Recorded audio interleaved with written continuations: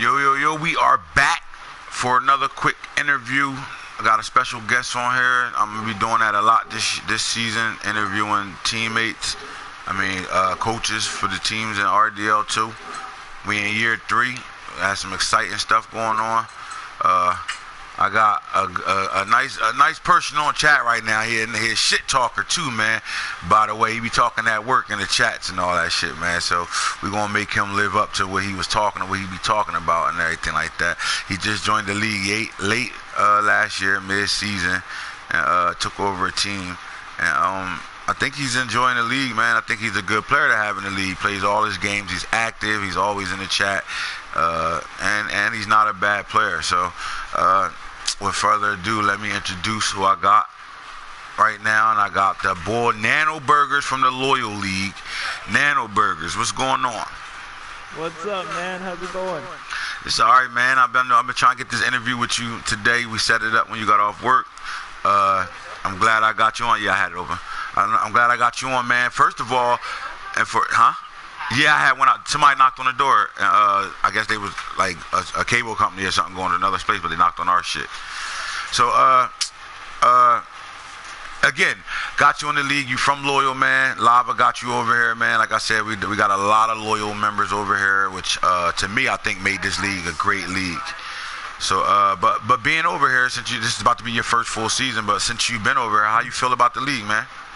I feel good. I mean, I feel like it's good competition for me. I feel like I can get better if I haven't gotten better already, like playing with these guys. Because I know there's a lot of guys in your league that are really good, and like Boone and Falk and like Seahound's pretty good as well, right? So they're giving me a run for my money, and I like a little bit of a challenge, right? It's not really fun when you're just blowing out teams by like 50 or 40 points every game, right? You know? That's one thing that we kind of made this league off of competition. We wanted it to be as balanced as it was possible. I think we kind of doing a really good job with that, because at any event somebody can win the game. You never know. There's no clear cuts for most of the league. With that being said, we stuck you over in the AFC East, my boy, and you just mentioned a couple members over there. You got the Patriots, that's Hero Burgers, the Bills, that's the Lawyer Mike, Irish Tillman, Jet Seahound, and you sitting over there. Now, it's funny because you came in and established yourself right away and put everybody on notice over here that you're going to be fighting for this division. Before we get into your gameplay, man, we draft a little different. We don't draft like most franchises do. We do it off a spreadsheet, and we actually bring real college players into the league. How you feel about that? I like it better than just drafting like regular like players from like whatever, like from like season on season, because you can actually study like the players that went to different colleges, and then you can pick them based off of your needs in the game as well. So like if you're looking for like a middle linebacker, or if you're looking for a receiver or a quarterback, you can look at a spreadsheet, look what you need, and it's not necessarily always like the first guy off the board, like the number 1 QB that you're gonna pick. Like maybe like the number 3 QB on that list is like better, you know, like better overall. And then you get the real feel. You can go look at highlights. You can go watch the players and actually see how they really play in college and all that, and then you can kind of build off of that. You picked up a great receiver. Actually, a receiver I was looking to get, Greg Dortch, and he's from Wake Forest. A lot of people probably don't know who he is, but they will know who he is this year. He'll have a standout year in college and real life. But 5'9" has all the speed in the world, man. That was your first pick late in this draft, man. That was your first pick, and then you picked a middle linebacker. Let's talk about them. Tell me how you feel like they fit into what you're trying to do with your team. So I feel like, my first pick was the receiver. Basically, off of my receiving core right now, I had Antonio Callaway already, and I also had Devontae Parker. My third receiver last season was Kenny Stills. I just didn't feel like Kenny Stills was gonna was good enough to be like a third receiver, because everybody was like double teaming like Callaway or Parker, and then I felt like I needed that like receiver 2 sort of thing, so that I can expand my play calling, and also if like they cover Dortch, let's say double coverage, then Callaway or Parker get open automatically, right? Right. Higher caliber players. Right? Now, I will say this. By you drafting him and understanding what you're trying to do with your receivers, you got Mason Rudolph at quarterback, and he was a non-factor quarterback until you got this team, took over this team, and make this quarterback relevant. He's sitting in the top in passing yards and touchdowns right now. So is it safe to say Antonio Callaway is your number one? Yeah, Antonio Callaway is my number one. I got Dortch in the as my number two. And then I have Devontae Parker in the slot. Right. I think that's a good thing. Like I said, with Dortch, you got all that speed flying around, and he's having a stellar season so far. 15 catches, 343 yards, and 3 games, 3 touchdowns. So he's coming to play. This was a big pick for you, but I think the best pick was this middle linebacker you got. He's having an awesome year so far for you with the McBride kid. What was your thought process in the draft of him? I didn't really I didn't really have like a standout middle linebacker. I was running with Anthony was my starter for last season, and I didn't feel like he could do well enough to win me games or maybe make that crucial sack or that pick, right, to actually win me a game or make an impact on the team. Now drafting McBride basically brought in a really good player.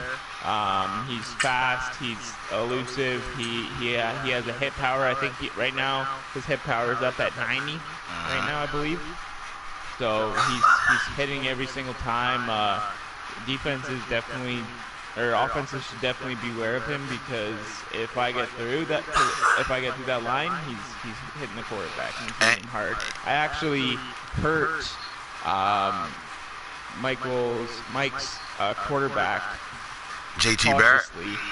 Yeah, JT Barrett last week, and he thought that he was going to be out for the rest of the season, but he actually just had a strain.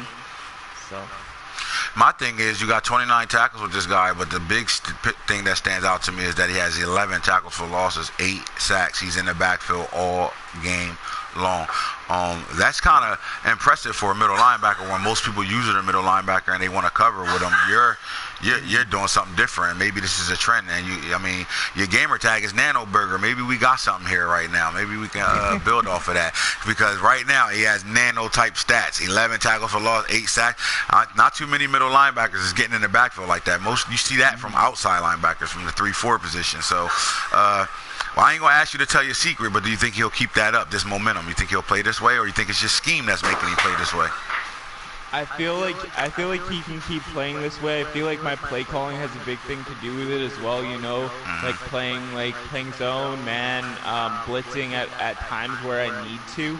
I mean, it all depends on the situation as to where the ball is on the field as well, right? So if you're third and long, you're gonna play a little bit more zone. But if you feel like they're getting too much time in the pocket, obviously you're gonna blitz, right? And then put that pressure on the quarterback, because then if they're like, oh yeah, I have this much time in the pocket, and you're giving them that space, then they're gonna eat you up in the pocket, right? So obviously, if you're playing zone all game, it's not gonna be good, because I know that a lot of players in this league know how to eat up zone really well. Right. I think overall right now we're gonna talk about the people in your league right now, man. We got throughout the league we call you and Irish Tillman. He's our death row lawyer. We call y'all the two coolest white boys to play Madden right now. But to come into the league smoking hot. As soon as you got over here, you started beefing with him. Throughout our chat we got our little cliques that be having their little beefs and shit. But what's up with that? Both the two white boys in our league start beefing with each other right away. What the fuck's going on with there? No, it's just friendly talk. I mean, we're just we're also in loyal together as well. So we've played each other several times, and it's always a good battle when me and Mike play our games, right? So. Now, you put the league on notice and said everybody in Loyal will make the playoffs this year, which made me counter back and say bet your team on it. Are you still standing by that, my boy? I'm standing by. Everybody will make the playoffs this year, including myself. I know I'm 0-3, but I believe I will finish 10-6 or 9-7. That's my prediction. Right. Now, the crazy thing is, the league title of y'all league is called Loyal, and the fact that, honestly, this is the realest shit I'm gonna say to you. The fact that you stepping up for your other members like that, that's showing real loyalty. So maybe, you know what I mean? Maybe y'all got something. They better make sure they keep you in their league forever, because not too many people put everything on the line for the rest of his other team, you know what I mean, other league mates and shit. Yeah, and you doing that. That's real shit. I respect you for that. I salute you for that. But on the other side of that, ain't none of them going to the Super Playoffs this year. Maybe you might get in there. The coach is on suicide watch right now. Lava still got work to do. Maybe L Train might can get some work over there down the way them NFC North. Maybe, but I don't know. I feel like the Colts has a tough schedule this year, so yeah, he fucked. Yeah, I feel like his schedule is probably one of the toughest in the league, if not like the toughest. He has to play Milties twice. He has to play Falk. He has to play a bunch of players that are high caliber. He has to play Boone, right? So I mean, he's been tough. I feel like the remainder of my schedule are definitely beatable games. I feel like going from like the only tough game that I have remaining, like really tough game that I have remaining, and I feel like it's going to be a battle, is me versus you, week 8. I feel like that one is going to be a good game.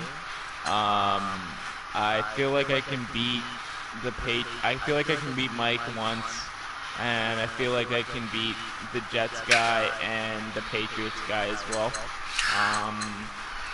Yeah, and then I haven't really played like the Seahawks guy or the Chiefs guy, so I can't really comment on that until I actually am in the game and I'm actually playing, right? Well, your biggest 2 games coming up right now is the Jets and the Patriots. I mean, you dropped one division game already against Mike. These are must-win games for you. Like, I really think, here's what I'll say. To get to that great game, week 8, when you gotta come see us, I think you need to absolutely win every last one of those games before that. I think you need to go beat the Jets, the Patriots, the Cardinals, and the Jets again by the time you get to me. You do that, then I'm thinking the division is yours. But if you drop one of these Jets games or even this Patriot game, you're going to be in a shitload of trouble. I think after me, you got a favorable situation. The Chiefs is a good team. Titans is a good team. Mike and you say y'all play close. Seahawks is good, but I think he's just behind the ball with his team right now. They old as fuck. And then you got the Patriots. It depends on what Patriots you get. You get drunk Hillburgers or drunk Hillburgers. So I don't know. But the Gunners and the Broncos, you do got a schedule that can go up and down in my eyes. You fight through that, though. I actually played the Gunners last year. It was actually a pretty good game. I ended up beating him like 44-14, but he was actually beating me 7-0 to begin with. And then I was like, no, screw this. Like, I'm not losing this game, right? So. Well, that's the attitude you're going to have for the rest of this season. I ain't losing this game. Starting off 0-3 is tough, and then still make the playoffs. Now, I would say because of your division, I think you can still fight for your division. But outside of that, 0-3 is hard in this league because you got teams that can't lose 4 games and barely make the playoffs. So it's going to be a fight over here. So your shot is to win your division. And I'm going to make you stand by your word, man. You said you was going to win this division this year, and you need to do exactly that. Or I'm going to have you back on here as the triad of the month. We call triads that don't do what they say they're going to do. That's what we call you. So don't be a triad right now. Make sure you handle your business right now. And next up is C Clown. Tear his ass up. Let him know you on his way coming. Matter of fact, schedule that game before this draft come out so I can have something to watch. You know what I'm talking about? And listen, good luck on the season. I'll tell you that, man. I'm expecting to see Greg Dortch as one of the top receivers, maybe Rookie of the Year this year out of that guy, because I wanted to draft him and your ass stole him late when I wanted to get this guy. So make sure you make things go down with that, and just pay attention that we paying attention to what you're doing with that middle linebacker. And don't let us figure that shit out, my boy. You know this league is a copycat league, man.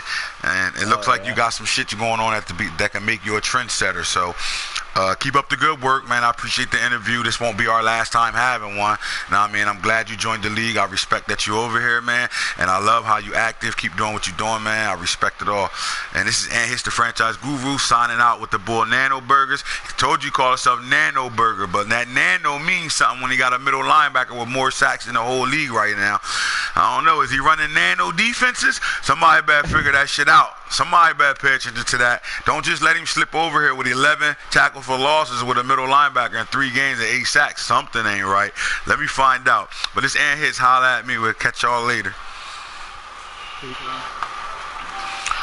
Yo, my girl just brought all groceries in. I'm about to help her and shit. I'll get back at you.